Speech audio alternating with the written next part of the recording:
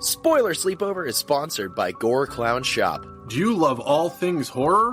Books? Movies? Podcasts? Of course you do. Well, come on down to goreclown.com. Original artwork by an indie horror fan for indie horror fans. Use code SLEEPOVER at checkout to save 15% on your whole purchase. Oh, and did we mention? Gore Clown is the only place to get official Spoiler Sleepover merch. So don't forget to use Sleepover to save 15%. Stay indie, suckers.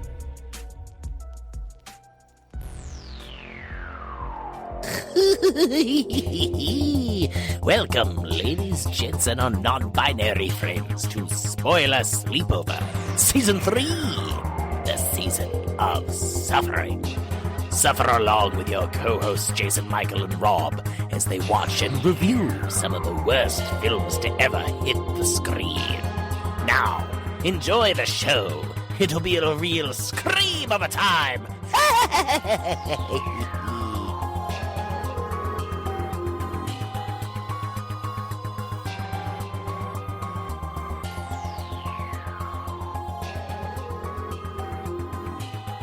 Holy fucking shit. Yeah. Is it Christmas or what? Rob. Yes. We're back. We Spoiler are. Sleepover. It's Season 3, the Season of Suffering, but we're not suffering here. No. Man, we're fucking sluts for alliteration here. Yeah. Spoiler Sleepover, Season of Suffering. Sluts. I'm excited. I'm sorry. This is the second time I've seen this movie, and it was more beautiful the second time. Ooh, only the second. But yeah, we are back. Of course, I'm Jason Michael. I'm Rob, and we also have someone super special here. Who do we have? More alliteration. Oh, that's my cue. Yeah, I'm coming in now. Yeah. This is Middleman Mike from the band Middleman joining Spoiler Sleepover. What's going on, guys? Yeah. More alliteration. That's right. Freaking Movie Music Month with Middleman Mike was just last month, and we already have him back again because you heard us talk ad nauseum for 4 episodes straight about this movie, and I said, hey, we're going to do it. You're coming on, right? He went, yeah, duh. Yeah, got it. Had to. So we are here to talk about 2025 Sinners. But before we get into that, let's jump into a little what's been keeping us up at night. And seeing as you are our guest again, Mike, what's been keeping you up at night?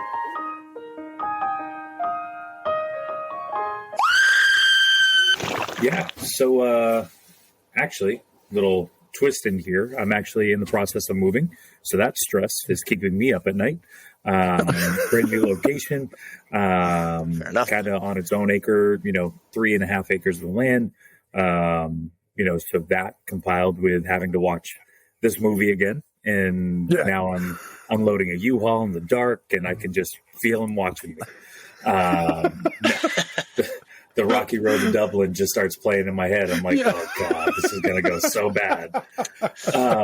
Inside is calling my name. Lock the doors, right. draw the curtains. But no, I mean, besides that, I've been listening to, the score of the Sinners film and, just trying to process the movie again.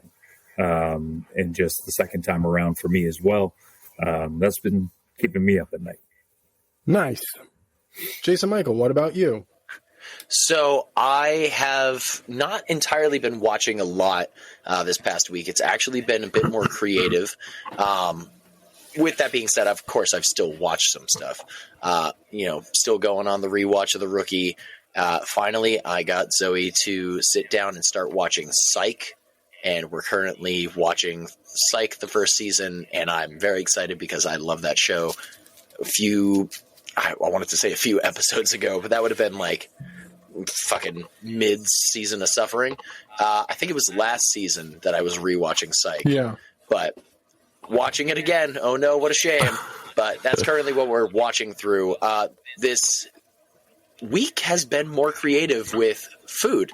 I have been, and it's going to tie into my earworm, I found through shuffling a brand new band, but I'll save that for the earworm. But I have been cooking a lot this week. We made on Monday, I what the hell's the word? Probably sauteed. Marinated. Oh, there Jesus you go. Christ. It's not. Yeah. I marinated some steak and made Asian style steak fajitas on Monday. We then made some breakfast for dinner on Tuesday. And Wednesday, I was very excited about this because your boy does love his chicken cordon bleu. I made cornflake chicken cordon bleu on Wednesday. Delicious. With the breading and the cornflake breading, it was tremendous. But the best part was, again, when you find the right music to jam out to and vibe to while you're creating shit in the kitchen, it's tremendous. So less of watching things, more of vibing, creating, and cooking. So nice. That's what's been keeping me up at night. Yeah. Rob, what have you been whipping up in the metaphorical kitchen possibly? Well, actually, I've been doing both. I got back into the kitchen myself. Yeah. I have really missed it. My fiance said, I want baked potatoes. And I said, that sounds delicious. And so yes, dear. She was like, I also have steak tips. And I was like, say less. And so I sauteed up some zucchini, some fresh zucchini, fed some to Otis as well. That was his first taste of zucchini. I also, I did the steak tips for her. I did some vegan steak tips for myself and had some baked potatoes. It was delicious. But yeah, I did the damn thing. I had a lot of fun doing it. But other than that, I mean, watching wise, still on Alien Earth because that's still running. I still watching Peacemaker. The latest episode was I legitimately cried at the end of it.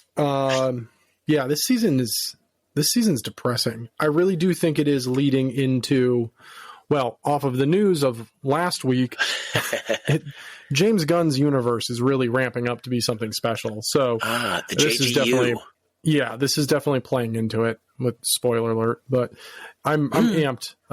Superman should be hitting Max pretty soon here. It was announced. So if you haven't seen that, this is your opportunity to do that. And Fantastic Four First Steps, I believe, is next week as well. On Max or something else? Just that available on digital Disney. At least. No, it's probably not coming to Disney Plus until like mid-October, I think they said. But there's something else coming on digital, and I'm pretty sure that might be coming out later in our Creeping It Real, so I'll save it. Oh, sweet. Yeah, so I think that's pretty much about it for me, really. I haven't been watching a whole lot. Been taking care of my sweet little boy, Otis, who's currently crawling around me like a jungle gym. And, yeah, he's been great. And if you heard that scritchety scratch noise, that was him crawling up me. But, yeah, that's what's been keeping us up at night, I guess. Let us know what's been keeping you up at night. What have you been watching? Have you been cooking anything? Have you been spending some delicious time in the kitchen being creative? It's the best thing ever. Creativity. Absolutely. Makes the world go round. Again, please let us know what you've been doing, watching.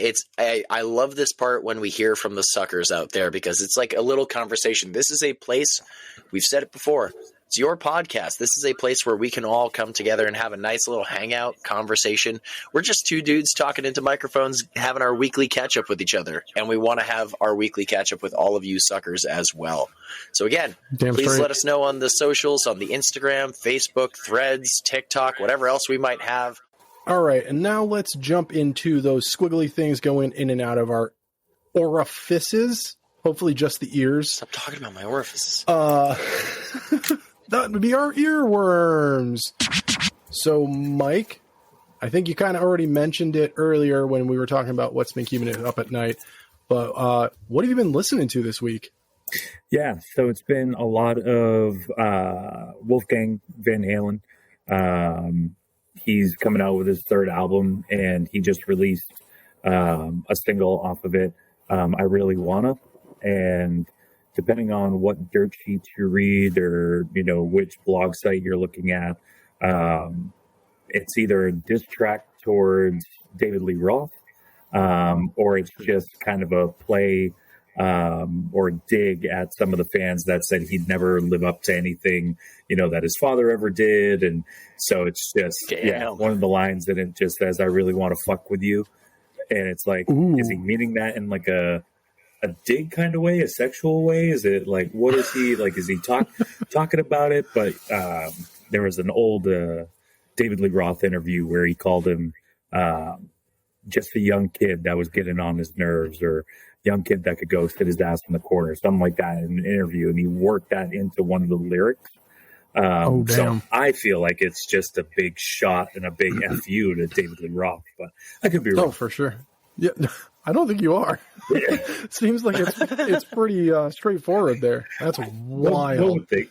But yeah, it's coming out October 24th, I think is the release date. So I'll have all 3 albums, and so yeah, it'll be good. Nice. That's awesome. Nice. Do you have any on vinyl?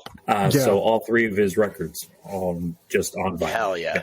Perfect. There it is. So, had to. All I needed to know. He's a good guy, this guy. You gonna get them and put them with your the rest of your records on your wall?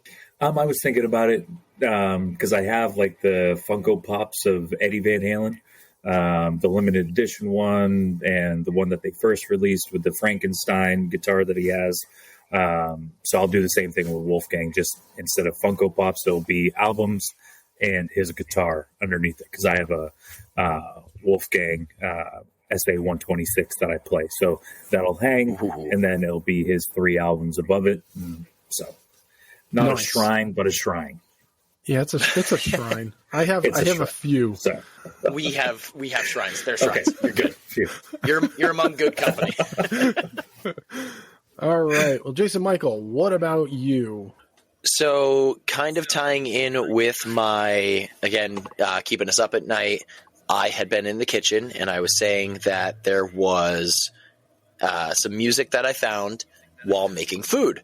This came on shuffle and I don't remember what led into it, but it's a artist called Bashe, but it's spelled like, thanks man, it's spelled MCBAISE, because that's how you spell Bashe.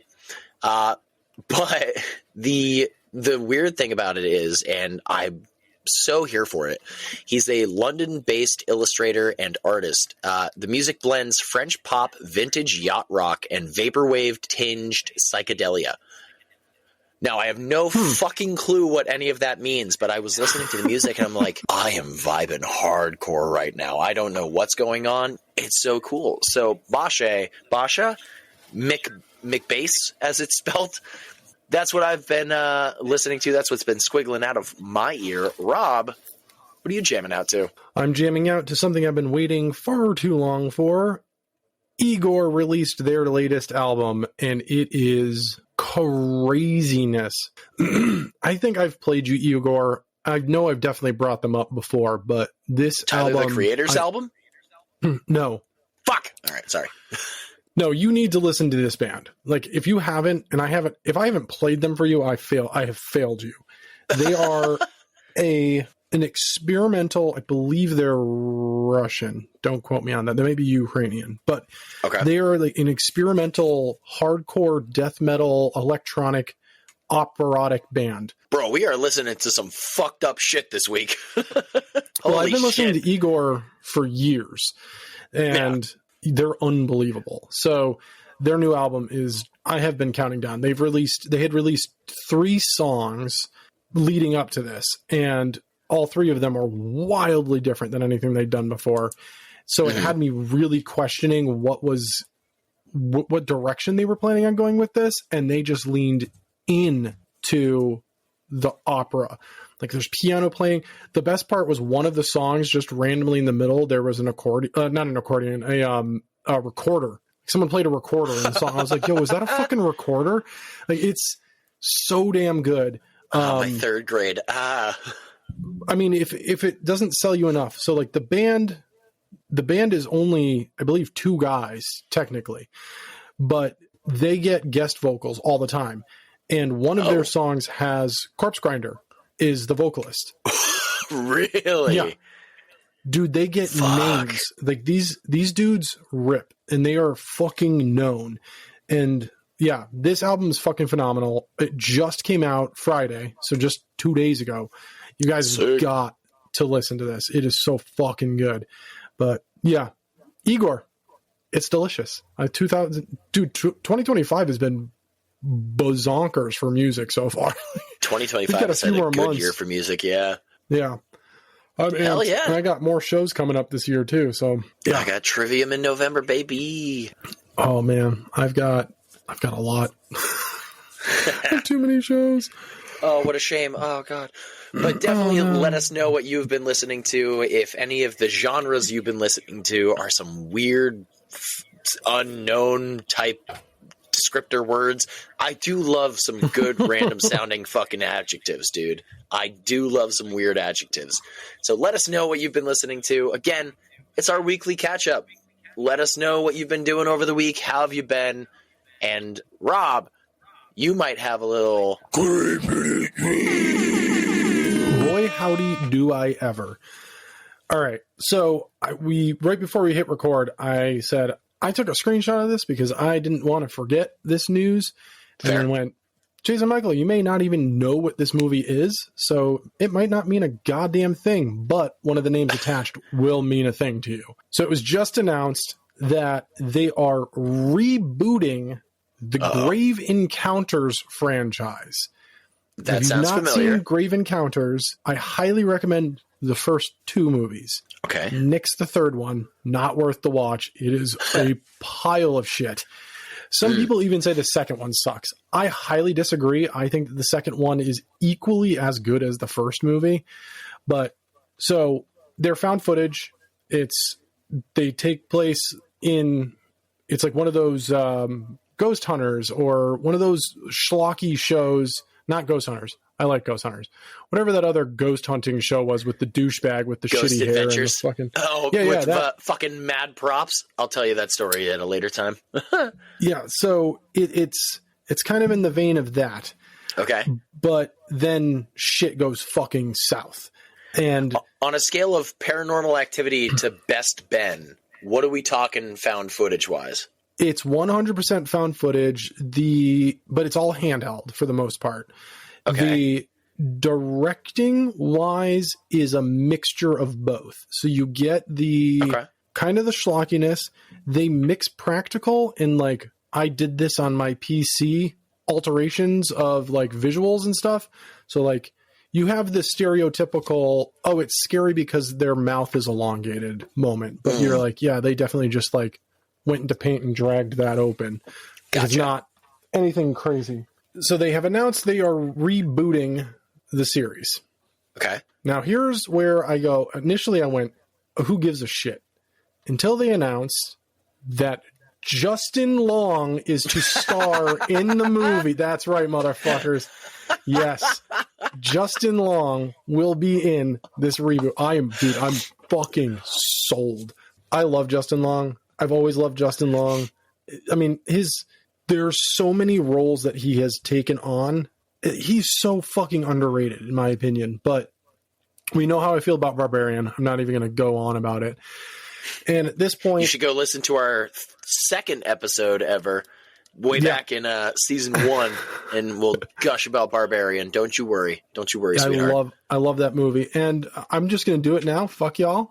It's been long enough. I know it's wildly still in theaters, which is good, but he makes a brief cameo in Weapons. That's all I'm going to say. And he plays one of the funniest fucking characters in Kevin Smith's Zack and Miri Make a Porno. Like it's... Yes, he does. Yes, he does. I love his character. Oh my God, I love Justin Long. So yeah, as soon as I saw, I can't take any credit for finding this out. My brother sent this to me. He said, I know you'll be all about this. And I said, boy, you know how I love me some Long Justin. Hey now.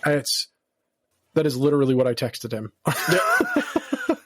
So yeah, if you have not seen the Grave Encounter movies, they're literally everywhere. I believe they are for free on all platforms. I think they're on Shudder. If they're not on Shudder, then they're definitely on Screambox. And if you can't find them there, they're on Tubi. They live on Tubi. But they are... Go in, enjoy the first one. The first one's a great watch. The second one is arguable. I really enjoy the second one, but not everyone does. Most people dislike it. And the third one, I think it's just unanimous across the board. It's a piece of shit. It's not a good movie. But so that's what's creeping it real this week. Hold on. Hold the phone. Call on me. Tag me in, coach.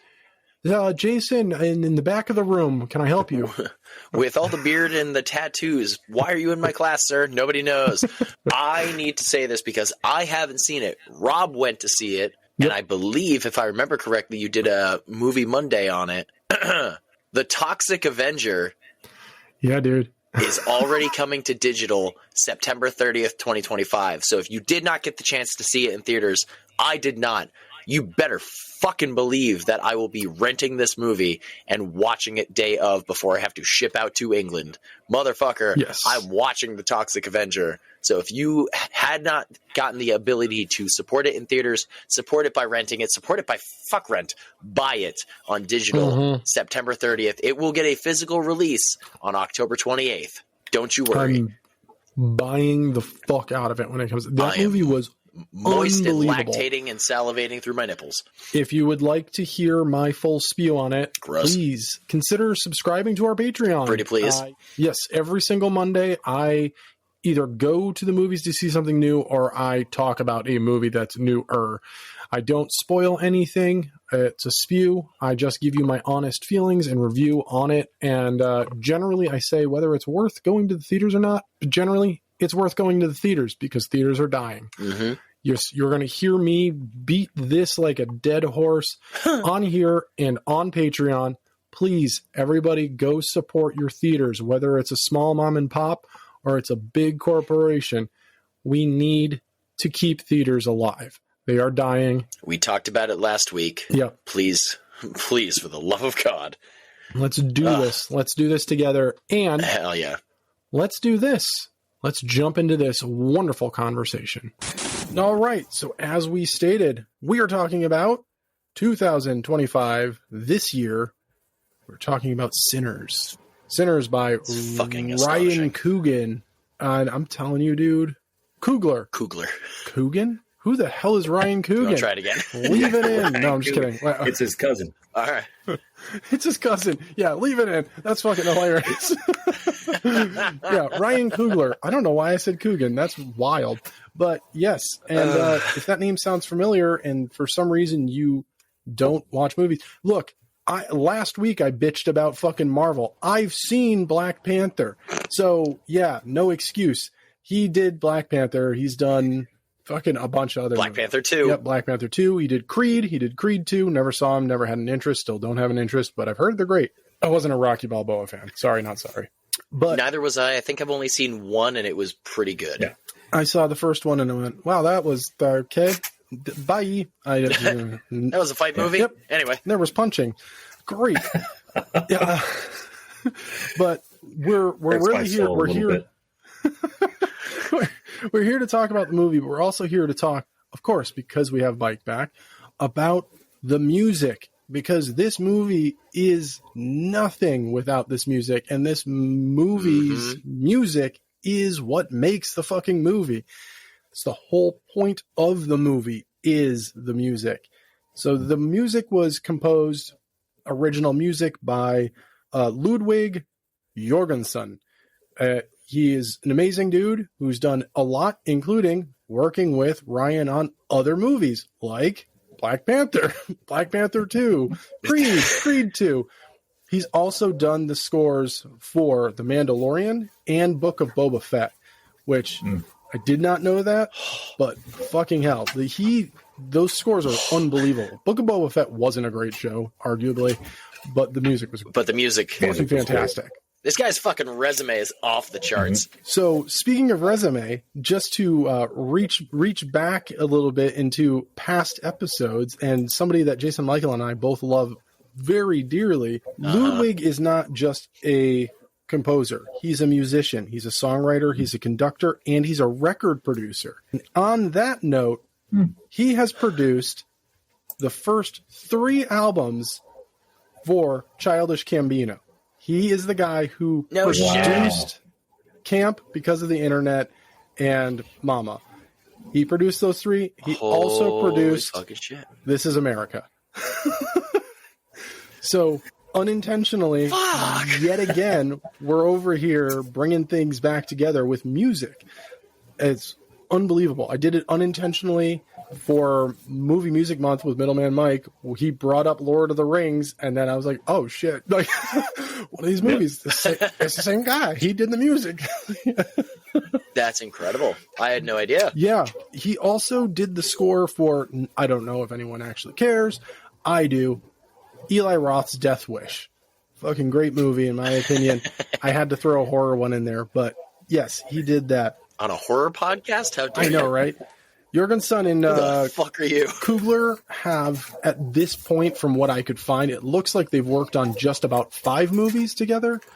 So they have created a bit of a bond over this, especially seeing as they graduated from the same school. So I think that's how it kind of, or college institution, whatever they called it. But that's kind of how their friendship started, and now they are really working together. So that's a little bit of information about Ludwig Jorgensen. I gotta make sure I say that correctly. But if I really wanted to, Nice. Ludwig Jorgensen. So That was fucking cool, man. Like, you took me to school right there, and I was all about it. yeah, it's nice for to it. find The that most information. I've paid attention to education in a long time. Holy shit. That's so cool. I didn't know he did Book of Boba Fett and The Mandalorian. Yeah, I didn't either. I don't ever remember looking it up, but those, Finding out The he produced Gambino was what broke my brain. I was like, I'm sorry, fucking Hell yeah. what? Yeah, That's mind blown on that oh one. no, you're gonna make me go back and listen to him? Oh no. Well, God, what a shame. seeing as we're here to talk about this movie, mainly because Jason Michael and I both saw this separately, and then we posted a little joint video right after it came out, after we'd both seen it, and we were really wanting to talk about this, and Mike and I talked a lot about it for a month straight, and now we're here to You cheated on me, actually you son of a bitch.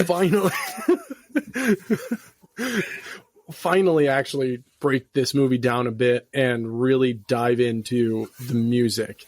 And at least for Mike and I'm not going to speak for you, Jason Michael, the amazing, unforgettable musician that we get to see at the end of the movie. The second Mike said it, he saw it, I was just like, dude, the end. And he's like, I know. So, Jesus. all right, I'm ready. Jason Michael, Sir. so you gave, when we did our quick little video, you gave me a minute and 15 seconds of I liked it good, pretty much was all it was. Let's start from the beginning. Like, when the movie started, what were your thought process from that? I really want to know. Like, we'll just start from the beginning. So at first, I had no idea how long of a video you wanted. I thought it was going to be a little itty bitty thing. Turns out I was wrong. As soon as it started, I was very intrigued. I didn't know what to expect of this movie. When I first saw the trailer for it, I can't remember if it was, I think it was for Nosferatu, maybe, when I went to go see that in theaters when I came back from Canada. So like early January. And that was when I saw it too. Yeah, and I had no idea what was happening in this movie. All I know is Michael B. Jordan looks fucking huge. That man is a tank with each next movie he does. Seriously. Yeah. But I was so intrigued. I'm like, what has gotten him so distraught, so shaken up? And then I saw the two of them, both the Stack twins, and my mind kind of exploded out of my ears. And I hope we talk about the digital of that, because that is so cool and impressive. Oh yeah. But I was intrigued with that. I forgot about it. Didn't go to see it when it was in theaters, but the moment it came out on digital, I was like, I don't fucking care. Bye. And when it came out on digital is when I found out it was a vampire movie. So I was a little upset that I got that gone for me, because I had zero clue. But the moment it kicked in, it was so cool to, like, this is a horror movie. I know that, but about music. It, like, the moment I saw the transition from the red evil eyes to the glare of the sun in the morning sky, I was like, fuck it. I'm in. All on board. Cinematography, masterpiece, chef's kiss. Holy shit. Yeah, it's so cool. This is one of those I'm gonna, me. Yeah. I'm gonna buy this. And this is gonna be special features is the reason, because I want to know how they did the eyes. I have a feeling there's a few moments where they transition while the camera is directly on them. Like probably they Wipe did cuts probably or do something. that digitally. Yeah. Yeah. But the glow we get from when he first shows up and kills those or transitions those Klans members, and his eyes are red, and Homeboy stands up and he gets that pinpoint white on his eyeballs. I was like, yo, what the fuck? How? Like, and I hate that that's my brain, but I go see a movie and I want to like get lost in a film, but most of the time I'm sitting there like, how'd they do that? Like, Yep. shut up, 100%. Brain. Just watch the fucking movie. Enjoy this. Don't overanalyze. Yes. I do the same fucking thing. But Mike, what was your first impression? Like your first watch? Because when we first talked, and this was not even on the recording, this was out in the wilds. He was like, Yeah. dude, didn't. Yeah. Yeah. So, I mean, by trade, I'm not a horror movie buff guy. It's just not my genre of film. But over the last month, I've kind of dipped my big toe into the horror movie genre a little bit more and opening up my taste palette. So, Rob, thank you. I've created a monster. Wait till he watches Hellraiser. So my first watch of, Sinners was just, I've seen maybe, a handful of vampire movies. I like Lost Boys. I know it's touching. Fuck yeah. Yeah. I told you. I also like, Interview with the Vampire. I like how that was set up.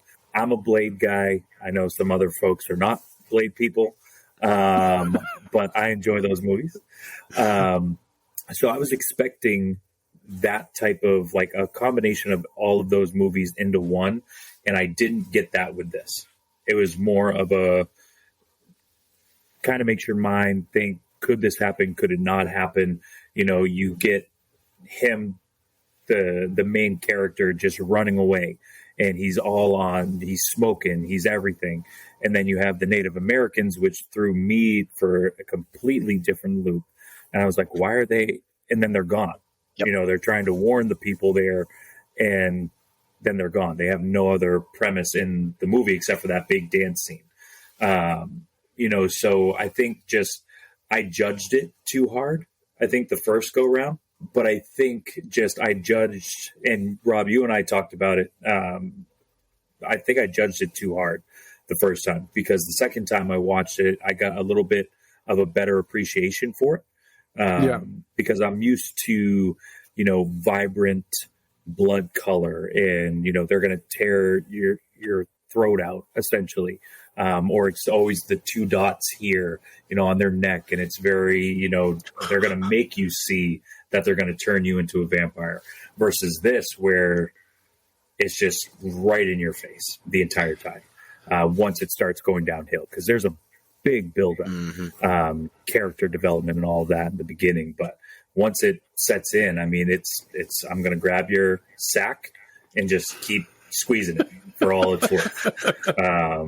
So I definitely enjoyed it much better the second time around than the first time. Yeah, that's great to hear too. This was my fourth watch. I said it during our little video that we put up there, and I stand by it even on my fourth watch. This is the best movie I have seen in the past 15 years. Like, without a doubt. And Really? It has not gotten worse. It's only gotten better each time I've watched it.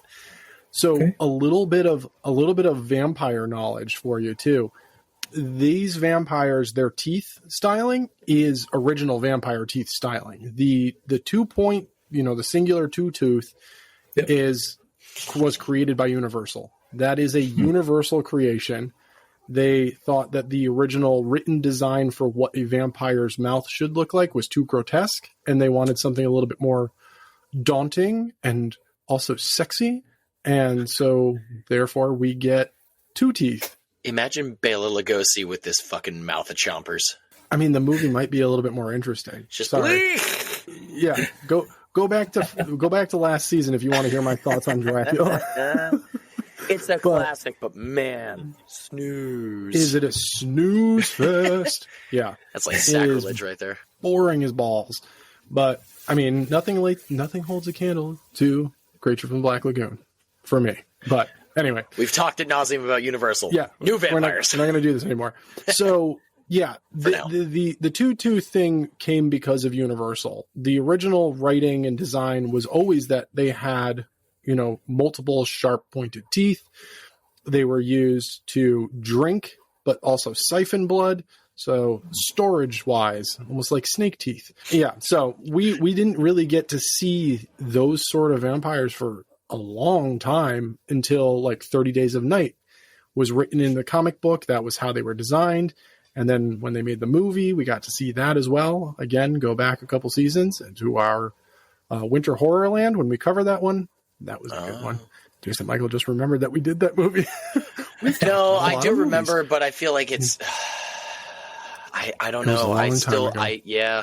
That was Many eons years ago in my brain. Yep.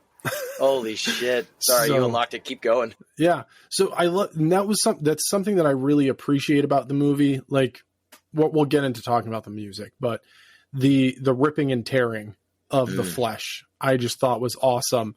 When the big guy takes down, after he gets turned and he takes down the dude who was cut in the face, and you're like, okay, he's feeding on his neck, and then he comes back and he stands up and he just chewed off the side of his face that was cut. You're like, oh yeah, I forgot. Traditional vampires, like original vampires, don't just go for the neck; they just eat what they can. I don't know. There's so much about this movie that makes me love it. The fact that there's historical facts put into this are amazing to me. The acting, the fact that this already has left an impact on horror as a whole is unbelievable. And I'm not a period piece fan. We need more period piece horror movies. Yeah. I don't hate that. I will die on the hill that there is not a single bad performance in this movie. Not a single one. Everyone kills it. Oh God, yeah. But everyone. Oh, Mike. Sorry, Mike. I'm going to be the. Here we go. Yep. Sorry.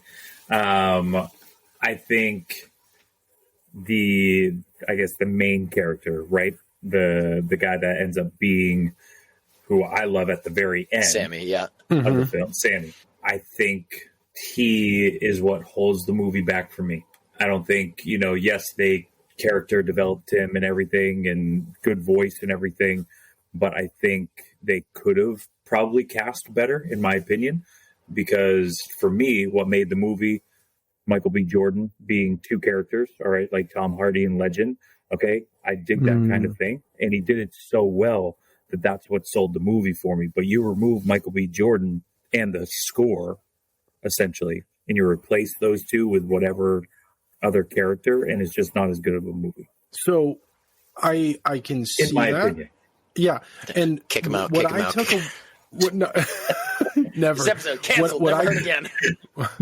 What I took away from the character is that he's a mooted character for good reason. He's not supposed to be the main character. That's why when the main vampire reveals that they're there for him, that becomes oh fuck, like his dad was right the whole time. Yep. But also because he is, him and his family are freed, quote unquote, but still working on a plantation, still living in quarters, literally. His father being a preacher would, of course, shelter his children so much that part of that time was say as little as possible, be as quiet as possible. Don't make a stink over things because that's how you get got. And so his character's very, very reserved, yet somewhere deep inside him, there's this bigger person he knows he has in him, but he's trying to not let it out all the way out, but also he wants to and needs to. And I mean, he does, but that was my first watch of it. That was my initial thought too. I was like, wow, they really fucked this up with the casting on this one. But then it was a halfway point in the movie when he started to come out of his shell a little bit. I was like, no, this is perfect casting. And it's not just perfect casting. The directing really were no, you need to dial back. Because I've seen that kid in other things, and he can fucking act. But this was very much that was the character. very little until it needs to happen. And boy, howdy, does it happen. Mm-hmm. I will say I know he's the main focus at one point, but I'm still blown away by the whole Michael B. Jordan performance. Like, I don't look at it like it's Michael B. Jordan. I look at it like it's Smoke and it's Stack. And it's again, the whole Halo rig. It's like a harness that sits on top of him with like 10 to 12 cameras pointing at his face so they can get the best run through. And they do it like twice, one as Smoke, one as Stack, and watching the whole thing play so you can capture all the same light, put the head on the stunt double in different scenes, or they did split screen stuff too, where it was Michael B. Jordan here, Michael B. Jordan here, and they just comped it over. It's such a tremendous performance of one man playing two. Great shout with Legend there, Mike. I haven't seen that in years, but that is also a tremendous performance. But damn, fucking, I forget that it is one guy playing two guys. And that first scene when they're sitting next to the car, rolling up the cigarette, it's tremendous. The editing, the interaction, it's great. Yeah, when they toss the knife to stab the rattlesnake, that scene, I mean, I've watched, like, as I stated, I've seen it 4 times, and each watch I'm like, all right, here it comes. And I'm like, where's the edit? And I found it. Oh, I found it on this one. It's an easy blur edit. So because the camera moves with the knife, but it keeps it so that it's, I should follow the knife. So like if you rewatch it, that whole past sequence, it's blurry as if the camera's moving quickly, but it's not actually, that's the edit. That's the cut. It's the moment we find out Michael B. Jordan is actually 2 people, Michael Wouldn't and be Jordan. Surprised. I had seen an interview with someone who was just like, all right, you have a twin brother, don't you? He was just like, no. They're like, it's unbelievable. How are you able to do this? But again, I just watched, because I brought it up during Movie Music Month, that I had just watched Legend for the first time. I had never seen the movie before. And that was one of my what's been keeping us up at night, because I was like, I've never seen this before. And I watched it and I was like, yo, what? This is wild. Yeah. So good. It's unbelievable. So yeah, this doing a similar thing with the same actor playing 2 different, playing brothers, is Michael B. Jordan just kills this role. He does such 100%. A damn good job with this movie. Yep. Now, I'm going to say the scariest moment in the movie. I want to know what your guys' moment, which made you go, oh shit, was. Mine was not like vampire related. It's when they pick up Slim and they're on their way to the Jeep and they see the chain gang, and he stands up and yells to keep your head up, boys. And then you hear the gunshot. Even on my 4th watch, I jumped. I got tears in my eyes. Like, that moment is so intense and it's so heartbreaking, and it's just genuinely like upsetting to know that at some at some point in the history, oh fucking hell, man, you can leave all this in. I'm probably gonna fucking cry. At some point in the history of this country, this was the norm. It's it's upsetting. So yeah, I'll pass it on, because I'm gonna fucking fully lose it right now. A little to tag on to that. I know it doesn't help the fact of the sound design was incredible. Like, I only noticed the back part and I rewatched it today. The whole scene is playing out through sound while he is describing it. And that monologue was almost scrapped from the entire movie. They almost cut that from the movie because they thought it was a huge, massive, dark hit.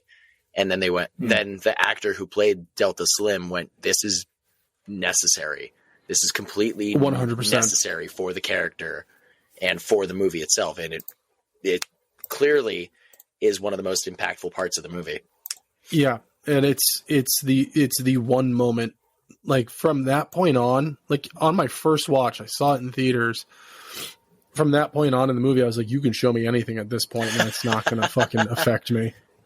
And then I was wrong, because then we get the big music sequence, and I was jaw on the floor, tears rolling, because I was just like, this is unbelievable. This is beautiful. The scariest one for me was, it wasn't even like, oh my God, that's terrifying. It was this movie for me plays out in two halves, even though it's like 45 minutes in. So it's not technically the half, but regardless, it's the opening timepiece of just two gangsters coming back from Chicago to Mississippi. They want to open a juke joint. They're, going to all their friends, all the people they know, and the connections that they've made to open this place up. And then some dude jumps in smoking, and I'm like, what the fuck? I forgot what kind of movie this is. And then from there, it goes tits up real fucking quick. So the moment I saw the smoking body running away, I was like, what is going on? Oh, dear Jesus Christ. But then he devours a couple of Klansmen, and they are no longer with us, so I'm okay with it. Yeah. Yeah. That was also a moment that I was like, oh no. I was like, vampire Nazi, like Klan members. I was like, this is not what I thought I was signing up for going into this movie. I mean, we got Nazi zombies. We can have Nazi vampires. Nobody wants Nazi vampires, though. We kind of got it in a way. Like we'll touch on that in a second. Yeah, because that's a huge plot point here. It's my second favorite scene of the movie. What was the moment for you? Was there a singular moment that you were like, oh shit, like this is genuinely terrifying? Oh, it's 100% for me. When Haley Steinfeld goes out to kind of talk to them, Remick and the two others, and she goes to, like, he's drooling. Yeah. Like, looking at her, and she goes to walk away, and he just levitates. Right, like he just goes right into the air. I'm like, oh, motherfucker. It's cut so well to the point where you're like, if you blinked, you could go, good. Did he? No. 100%. That 100%. Yeah. Oh. Yeah, it's so terrifying. Like, and that for cuts, me, like, that just cuts having so that well. thing. Yeah. Yeah, it cuts so well with the singing too, because it cuts to that woman like doing the screaming yell, like sing, and it's just like, oh fucking Jesus Christ. Yeah. Mm-hmm. The drooling though, that's what got me. I was like, oh yeah. Oh no. Right Yep. He's hungry. They got but damn real quick, can we just give a shout out to Delroy Lindo, who plays Slim? Mm-hmm. Is he not a good actor? If not great actor? Like, incredible. Amazing. When he eats the garlic. Yeah. And he's trying so hard not to puke and everything. It's just I'll drink too much. The gun and steak. Oh, that Irish beer. And you're like, oh, geez, come on, dude. He karate chops the air. Yeah, like, I'm good. Keep it rolling. Yeah, so good. Such a good actor. So let's jump into the big scene. The reason we're all three of us are here together to talk. The music scene. And if you have not seen this, why are you listening to this episode? But if you are, thank you so much. But this is also, I'm going to say, if you've been listening up to this point and you really don't want something amazing spoiled, just fast forward or stop the episode and go fucking watch Sinners. It's on Max right now. Just go watch Sinners. Or do yourself a favor. Buy it. Mm-hmm. It's worth it. You'll love it. You'll cherish it forever. All right. We finally get to hear Preacher Boy sing. Like, we got him a little bit in the car. Stack's blows reaction. Our minds. Stack's reactions is exactly what my reaction was. The second that kid sang, I was like, yo, what? And I even, like, when I left the theater, I was like, that wasn't him. And I, like, looked it up and I was like, oh shit, it was him. Like, I legitimately thought it was they got somebody else to sing for him. Nope. So he's been brought out there by his cousins to play, and he gets up and he is stopped by Slim, and he goes, tell him who you are. And then he goes in, introduces himself, and then sings a song that he wrote for his dad called I've Been Lying. And as that song goes on, we get a backstory of culture. Mm-hmm. The culture that has made this country. And as the song is playing, it is building with cultural instruments, music layering on top of layers. It's mixed so well. And we get generations of Black Americans and how they have progressed and formed music and affected music throughout history. Fucking history, people. They have formed everything. There is no rock and roll without the blues. Absolutely. They made rock and roll. White people just stole it. We've stolen so much. We stole fucking land. We stole people. We stole their music. This scene hits me deeply for so many reasons, and that happens to be one of them. But we also get to see the dancing throughout generations. We get to see original tribal dances.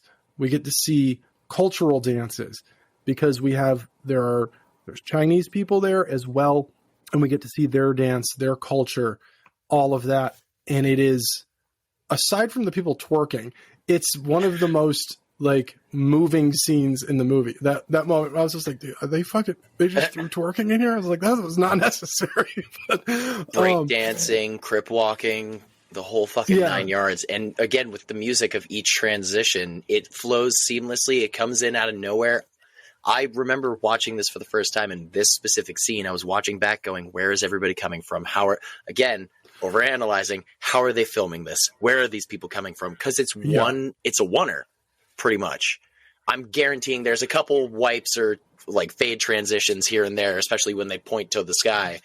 But I'm trying to figure out where everybody's coming from and listening to the music and just trying to pinpoint everything. It's all mixed so well. It's layered so well. It tells a story.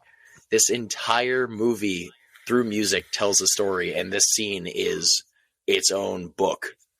Yeah, there's, again, 4 times seeing this movie, I've only been able to pick twice where I've either seen where the dancers have come from or seen the dancers where they are before they reveal themselves. Other than that, there are quite a few cuts. I mean, you do low angles, you have a dress go over the lens, that's a cut. You have the camera turn quickly a couple of times, that's a cut. You have it go around a wall, that's a cut. Anytime that there's anything cutting from action, it's a cut. But the majority of the main room, it was just having the dancers behind the camera, and then the camera turns around and there they are. It's all positioning and timing and choreographing, and it was unbelievably beautifully choreographed. Now, all 3 of us are musicians.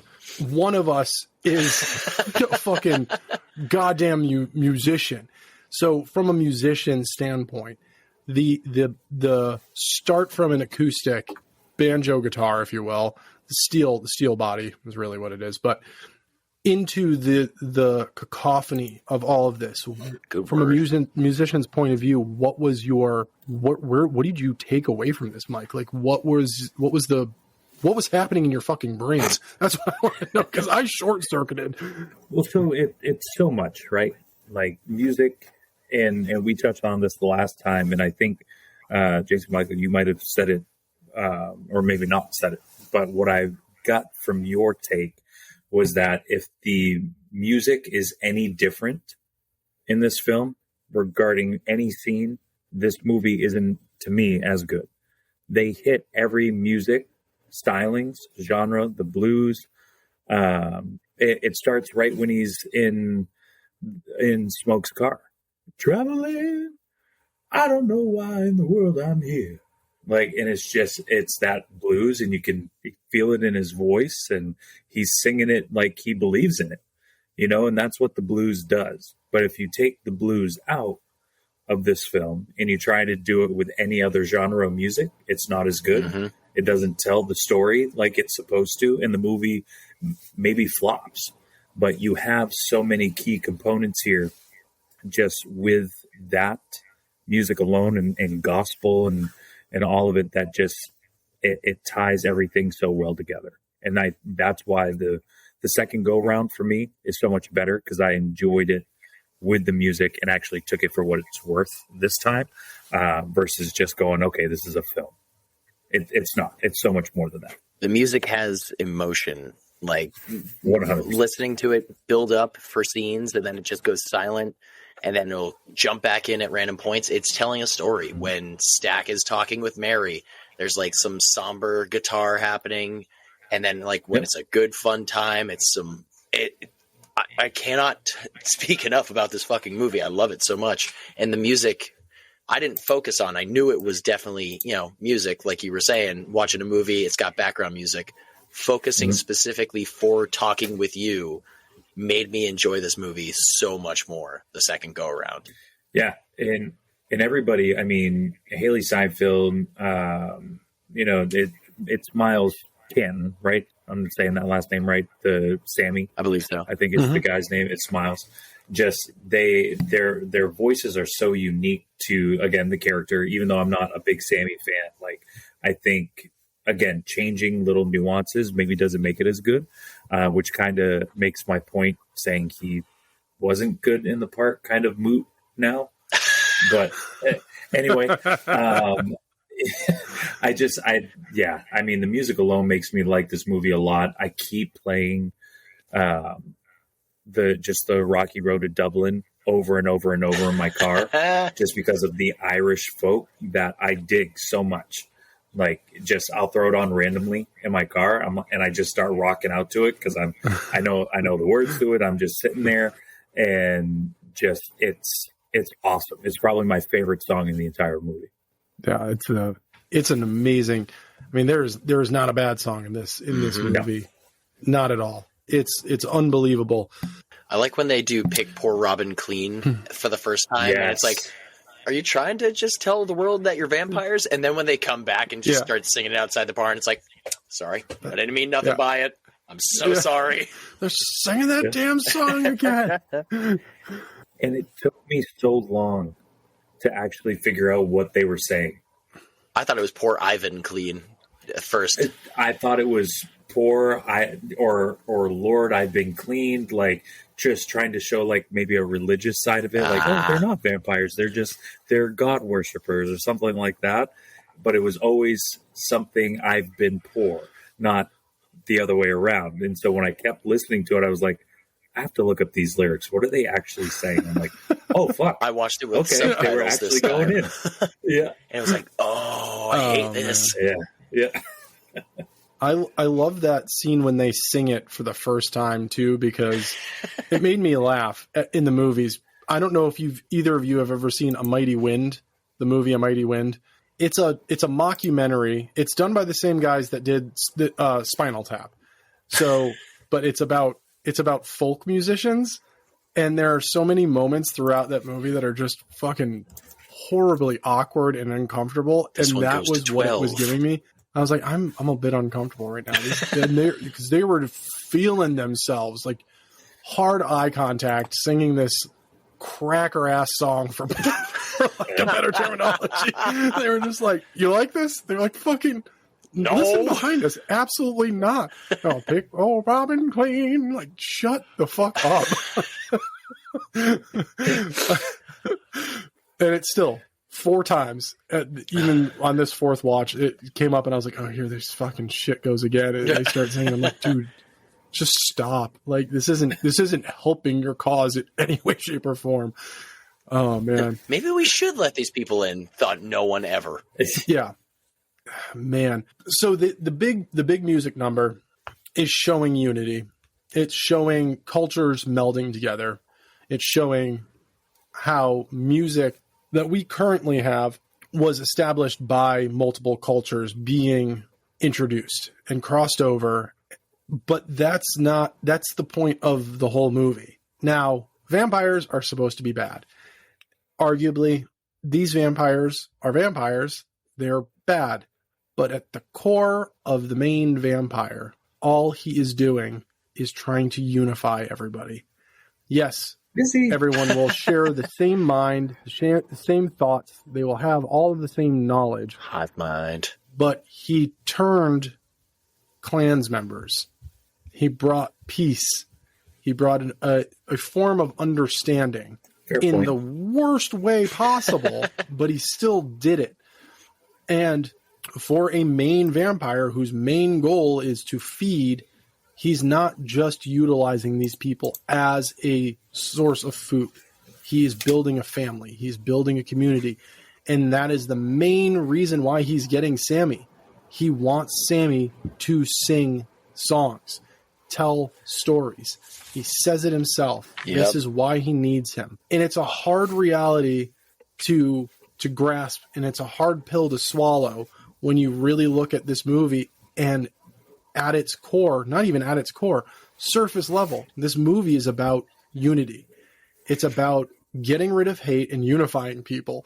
And it is done in the right way and in the wrong way all at the same time. And that it hurts me every time I watch this, especially the third and fourth watch, because I'm going, I mean, if it were me and my twin brother was bit, yeah, maybe it's painful and I'm dead for a little bit, but I come back, but look how happy they are. I'm going to be honest. Really? This is a Thanos did nothing wrong situation. 100%. Holy shit. I'd probably be bit, man. I'm telling you. It just, their okay, dance so real quick sequence. question. Are you letting Thanos snap the finger? Because that's a great point. Like, are you on the side of... No. Thanos had it all wrong. That's too many people. That's just... that's a literal... Here. This will make it easy. Thanos is a roll of... Good balancing. Wow. Thanks. I was hoping it wasn't going to fall. Thanos was to stay on theme with the season. Thanos's thing was a roll of the dice, man. He wasn't picking Shut up. people. Never. Shut the fuck up. God damn it. That was great. I hate puns so much, but that was really good. With Thanos, it's random. And yes, maybe at some point what the main vampire is doing here is maybe it was random, but making a point to notice that he showed up at a House of Clans people and he turned them, I'm not 100% sure it wasn't on purpose. But he also targets a community of black people. And initially you might go, this is 3 white people doing this. But as everyone turns, they are continuously saying, we are sharing the same thoughts. We are sharing the same feelings. This is what we want. We want everyone to be unified. And they are saying that they just want peace. They want love. And I mean, they are aside from the vicious attacks to make it happen. Besides from them killing you. That's all they are showing at the end is the fact that they do want to unify. I believe something he said was, you've been at war your entire life. Why not just join? Fuck. All right, hang on. I'm making you realize all of this. Hang on. Time for a third watch. Snap it again. Oh no, I have to watch Sinners. Oh fuck. Yeah, right.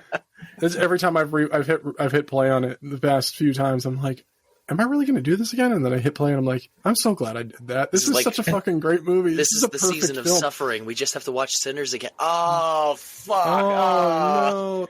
The suffering is us doing multiple episodes on the same movie. It's the suckers who suffer. Sorry, not sorry. 1, 2, 3. How the turntables.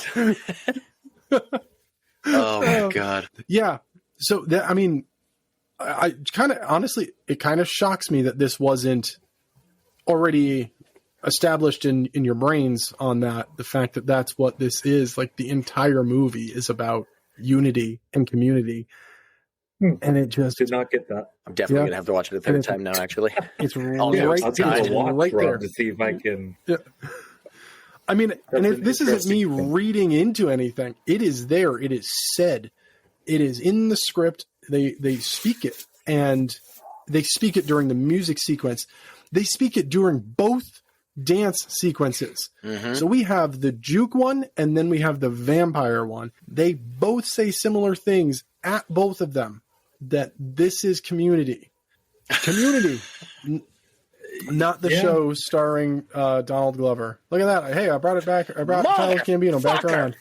Wow. I did it. I hate Full circle. But, okay, so I answered my Thanos snap question. Oh, God. Let's do the vampire question for you two. Now that you know what this is all about, I'll make it very easy for both of you. Nice. Somebody, one person that you love has already been turned. Oh, fuck you. Are you getting bit? No. No. No. Hard pass. Yeah. Do you have anything to elaborate while I have this moral quandary? Because I'm going through, it's like, all right, who? Because there's a lot of people I would actually kind of maybe say yes to, but it also depends. How in the shit am I? Am I at this point where I have to literally possibly die to a different person? Or can I be like, my better half, fuck it, do it? God Well, damn. one brother tried to turn the other. Fair. So it's the same situation. Okay. It's that person that you love, that level, that you have that deep of a connection with, and they want you to join them. They want you to feel the same peace they're feeling. You're essentially asking if my daughter was a vampire and she bit me, if I would turn to be a vampire with her. Correct. Uh-oh. That was a we leave the loud silence. silence. This isn't editing. Yeah, this is so. She might be the only one. Like, if she was a vampire, sure, kid, I'm staying with you forever. Like, let's go. But like everybody else, I'm probably, they're all getting taken out. Steak for you. Steak for you. You're like, I said, till death do us part. You're dead. Bye. Sorry. Like, Man. it like mom's getting it, dad's getting it, like friends are getting it. Sorry, but little my daughter, little 5-year-old comes up, Daddy, and go ahead, do whatever. How can I Let's say go. no? Yeah. Rob, No, let I it be get known, that. though, if for Fright Kingdom you come up and try to bite me, I will speed bag your nutsack. I'm just letting you know right now. You stay the Noted. fuck away from Try me. to bite Jason Michael. What kept you up at night? The groin pain. Yeah. Worth it. Well, I think I may have already said it. I don't know if I actually did, but my answer is yes. I'm getting bit, like full on. It's also the fact that community and like just a group that is in one way focusing on peace and love, as hippie-ish as that is, I'm all for it. And I like the night, man. I'm not a huge fan of sunlight in general. So Is it only this type that you're getting bit for? Like, if we go to any other vampire movie, okay, or however they set it up, whatever premise, you're only getting bit in this scenario, not in any other. correct. Yeah, Okay. just this scenario. No Just to be other. a part of a. Yeah. No, because the last thing I would want is 30 days a night. I don't want to be joined up with those fucking psychopaths. That's terrifying. That is awful. No, it's this type Only of this scenario. Yeah. You know, you've got an Irishman that's been alive since literally the freaking not Stone Age, what the heck? The medieval times, because the history he gives, that's telling you how long he's been alive. He's letting you know that he was there when men came to my land and took my land, saying this prayer, when he's doing the Lord's Prayer. That was medieval times, when the English showed up to Ireland and tried to steal land as well. So it's letting you know right then and there how long he's been alive, which, shameful admission here, on my third watch of the movie, when he died, I cried because I said, that's a lot of history being flushed down the drain. And it upset me, genuinely upset me, because I was like, he was trying to do something to bring peace to a land filled with hate, and that is so divided. And no one out of all of this, no one could fucking see what he was trying to do. And now he's burning up, and it hurt me. My third watch, I was like, "This Fucking is kind beautiful of fucking fire sad, dude." tornado, though. He looked cool, It though. looked really cool. It looked real cool. With a steel guitar through the side of his head. Fucking Friday Part 3 vibes. So dope, dude. Part 4, my I bad. love that effect. Oh, that effect is amazing. Oh, my All God. right, Jason Michael, we still haven't gotten your answer.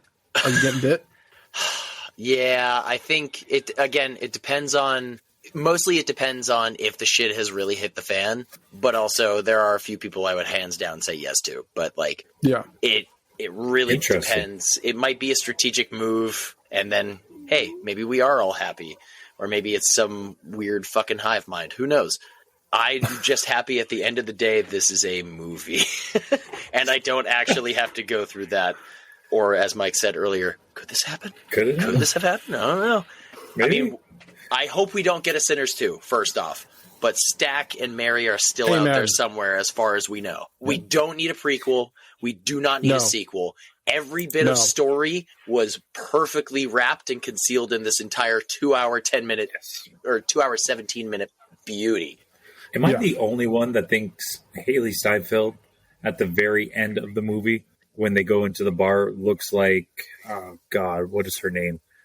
Debbie Mazar? I have to look up who the hell that is. Doing the same thing. All right, here we go. Okay. So The name sounds familiar. She was in Batman Forever. Holy shit. You are so right.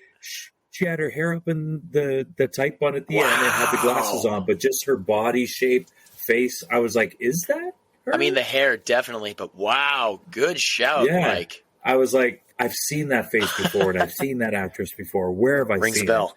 it? And then I happened to watch Goodfellas the other day, and she's in that movie. I was like, oh, that's where I've seen it. Wow.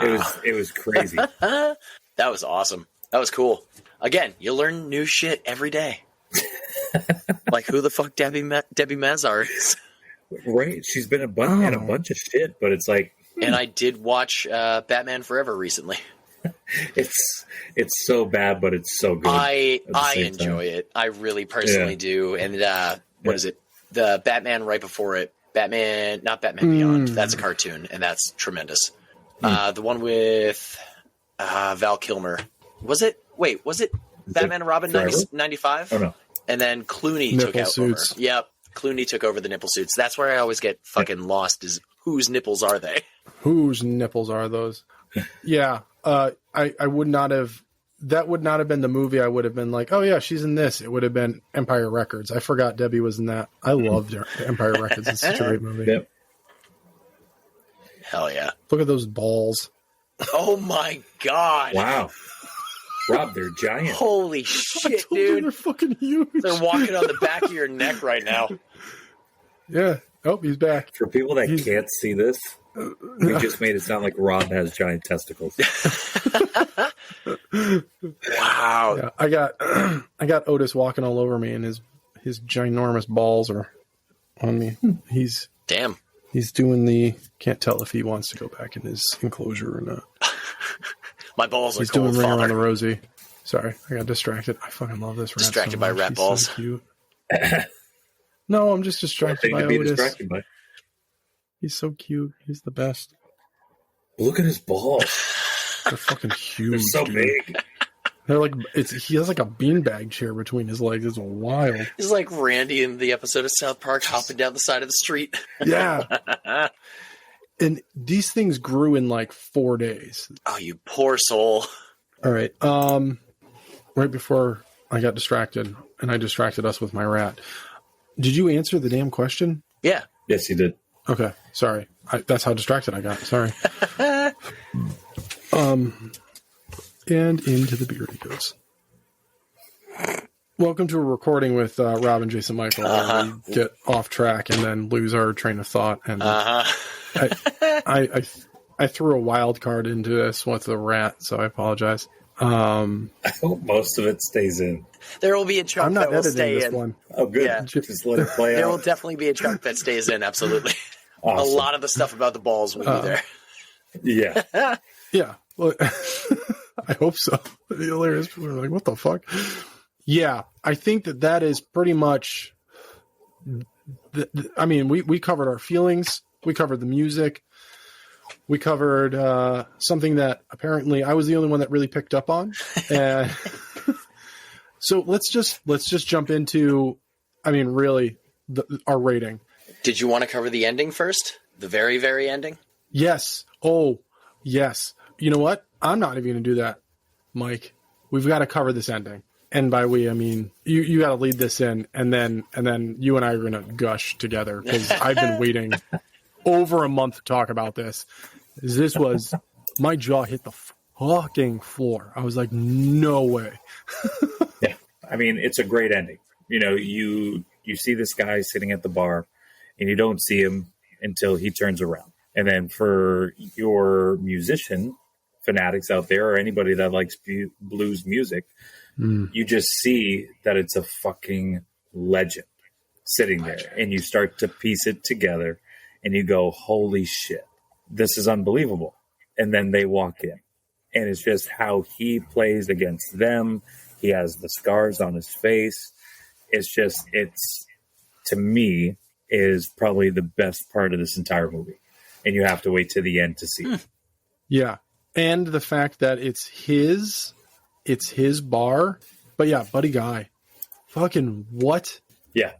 A literal legend. Like, he changed the face of blues, and the fact that he's already been immortalized, but being immortalized in this sense is just one of the most amazing things. And how Ryan Coogler got him to be like, yeah, absolutely, is still beyond me. Like, oh my God. Yeah, I'm at a loss for words, but having the godfather of blues showing up at the end of this movie, all of these watches and the many more watches that I will give this movie, every time I'm going to smile ear to ear. And having his older cousin, who has not aged a day, show up, and he's now in his 80s, 90s at best. Your skincare routine is great.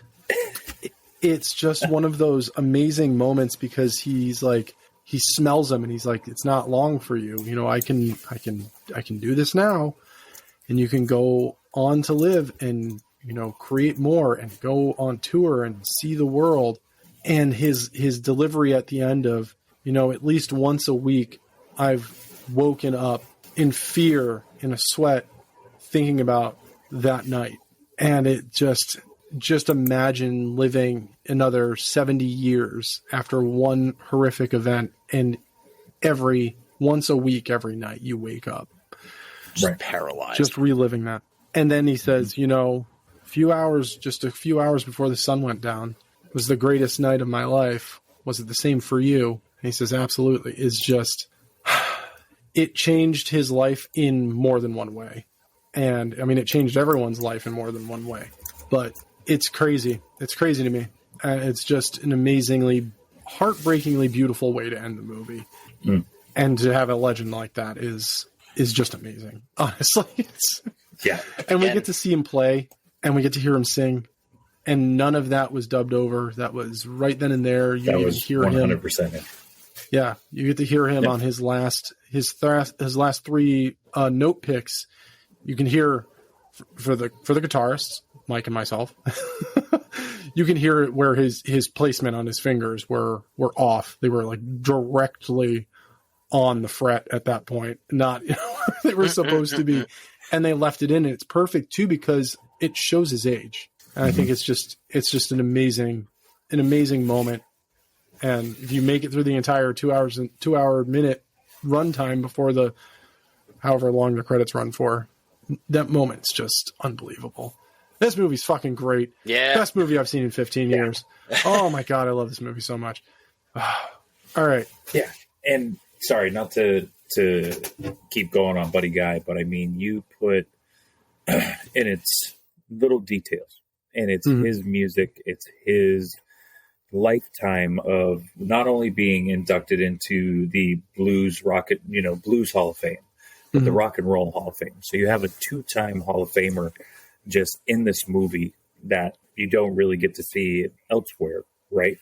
And so to have all of the music that he's done over these years, now you can compare Buddy Guy to Muddy Waters or Howlin' Wolf or B.B. King or, I mean, you name it, Albert Collins. You know, they all have a distinct way of making you feel when you listen to how they play the blues guitar.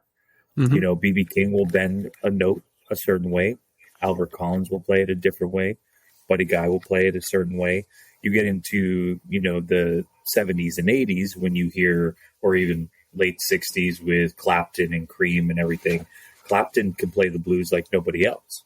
But if you put Eric Clapton in this movie, it doesn't feel the same way. One, because of two different gives a shit? ethnicities. One, and right. But even if you put, I think the only one that could actually fill in Buddy Guy's spot, if he was maybe on the same par, because I don't think he is, but everybody ranks him that way, is BB King. Okay, if you swap those two, like, it's probably still the same movie. You know, it's just different sound, different style. I think Buddy Guy's music and how it all translates from Sammy into who we all know, you know, is this rock blues legend. Like, it fits so fucking perfectly at the end. I could not agree more. Very well put. And I'm a huge BB King fan. Like, I've got records galore over there of BB. Like, it's just and his style of playing. I mean, again, I brought it up earlier.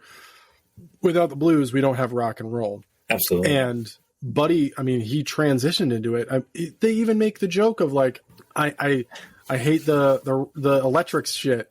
I like the old school stuff. And that was a lot of people when Buddy did make the transition. And BB did it for a while too, but then he transitioned back pretty damn quick because he was like, nobody wants this shit.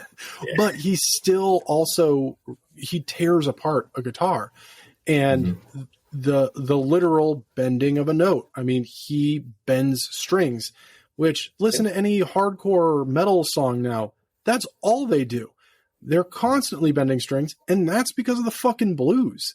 Like, without BB, that sound most likely never finds its way into the rock lexicon. We don't get that. We don't get that wail of the guitar. And I mean, it's not even modern rock. You go back to the 80s, back to this fucking 70s. You know, bring it up again. I mean, I feel like he's going to be brought up a lot for the rest of the year, but you look at Black Sabbath. I mean, they were doing it. The fucking Beatles did it in their later years.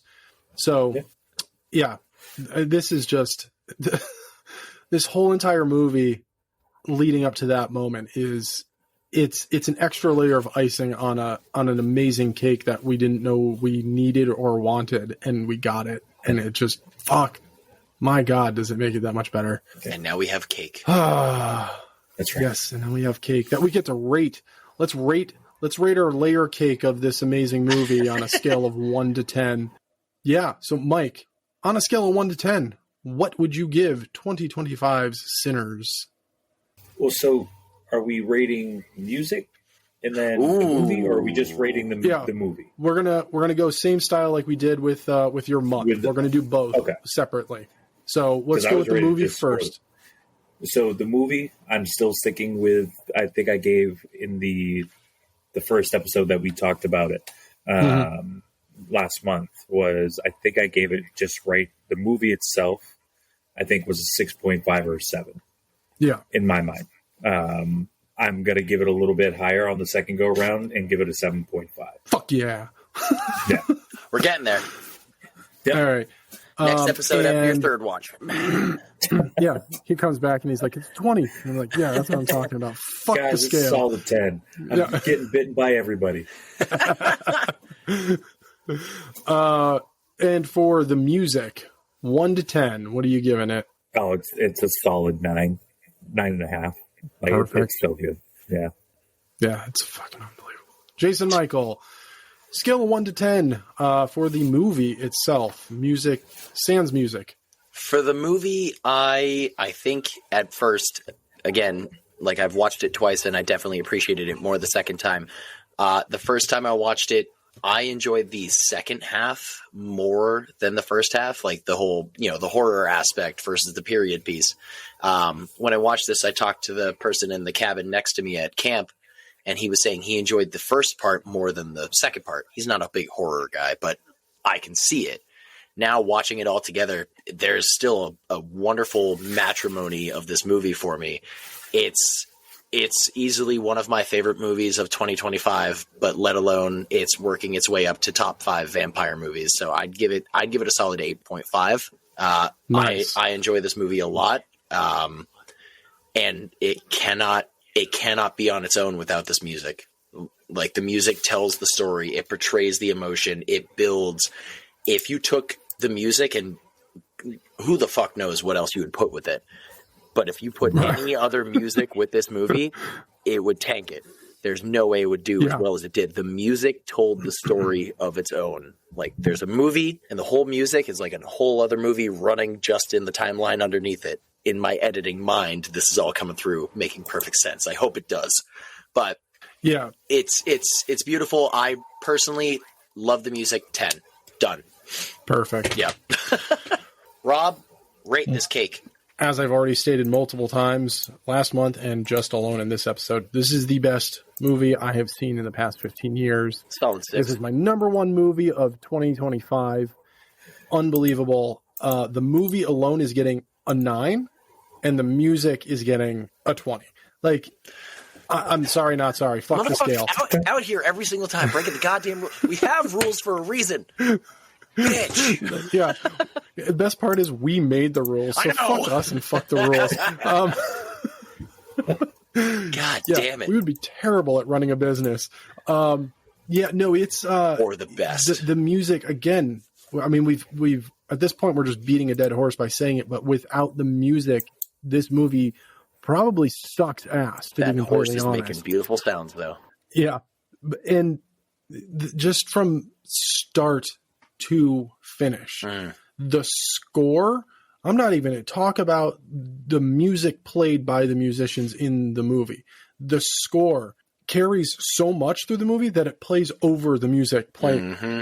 And my first watch, I was like, why the fuck did they do that? That is so annoying. On my second watch, it made sense. We are in the same key or in a minor key, but we're still in the same ballpark.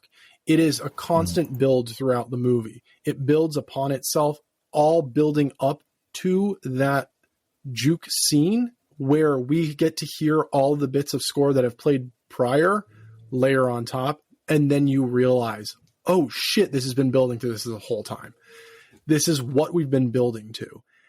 And it is unbelievable. Even during the vampire dance sequence, yes, we're getting an Irish folk song playing, but the score playing over it, spoiler alert, it's the same fucking score. It is the same score. They chose the music so perfectly for this movie, and they scored this so perfectly that they wish, even through the music alone with 2 different groups, showed you fucking unity. And it all fits. It all works. Unbelievable. And that my hats off to Ludwig for all of this that he did.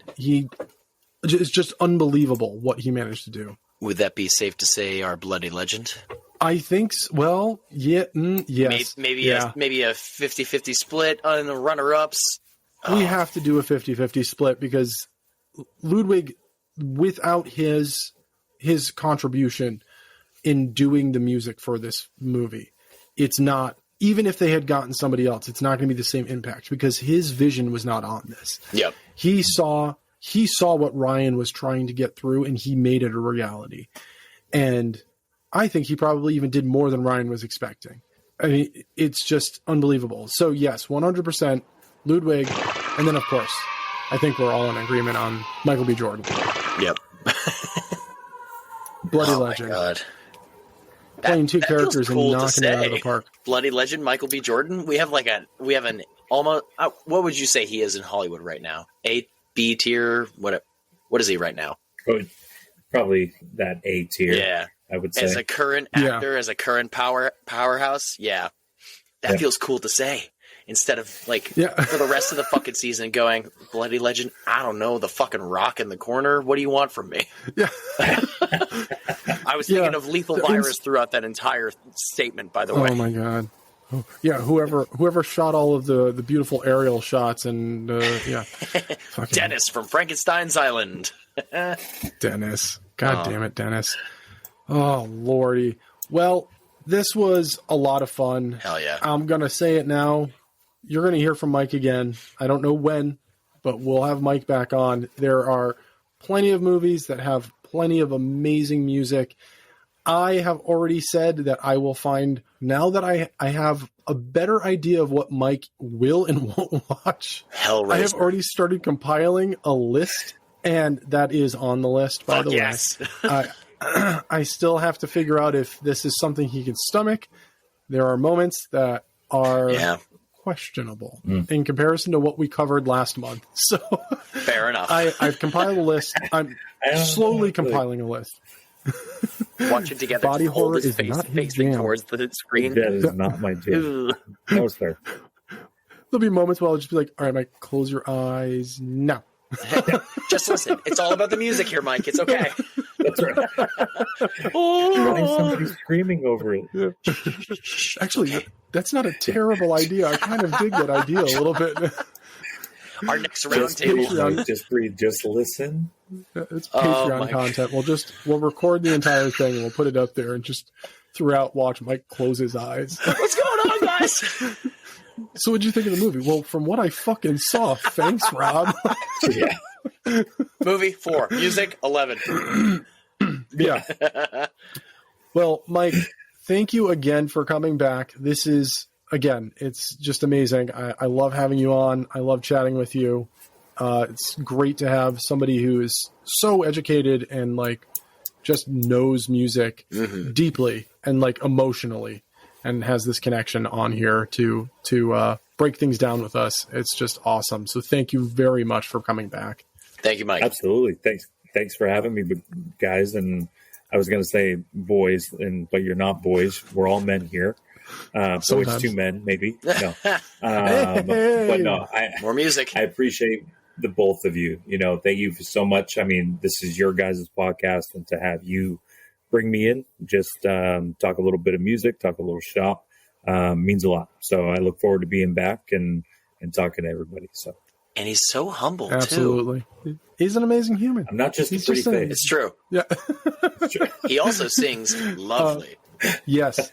So please, as I stated every episode last month, please go and find and legally follow Middleman. Do not actually fucking follow them. That's terrifying. But you can find them on all the socials.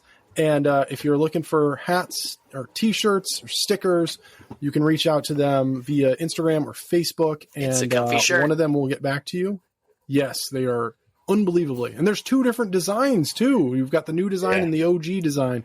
I might have So, to get a new one because I accidentally spilled something on the one I got from the show. There's like a little sauce stain on the bottom of it, but it builds character.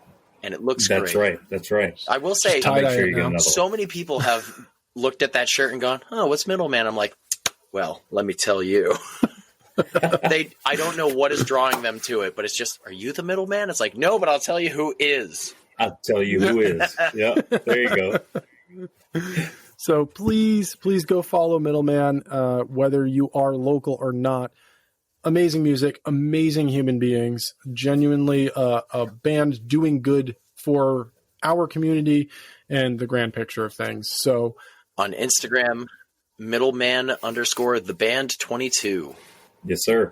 Thank you. Yep. And if you can't find it for some reason, we're following them. So It's just true. find them on our profiles. Tagged somewhere. Well, until next week, Sleep tight, suckers. Rap. that was fucking awesome. All right, now go dance in a field, fuckers. Get out of here. Go get bit, bitches. Cool. Okay, bye. Thank you for listening to this week's episode of Spoiler Sleepover, but the fun won't stop there. Go follow us on Instagram, Facebook, Threads, TikTok, and if you have any episode ideas, please send them our way at spoilersleepover@gmail.com. That'd be really fantastic of you. So, until next week, sleep tight, suckers! Spoiler Sleepover is sponsored by Gore Clown Shop. Do you love all things horror? Books? Movies? Podcasts? Of course you do. Well, come on down to goreclown.com. Original artwork by an indie horror fan for indie horror fans. Use code SLEEPOVER at checkout to save 15% on your whole purchase. Oh, and did we mention? Gore Clown is the only place to get official Spoiler Sleepover merch. So don't forget to use Sleepover to save 15%. Stay indie, suckers.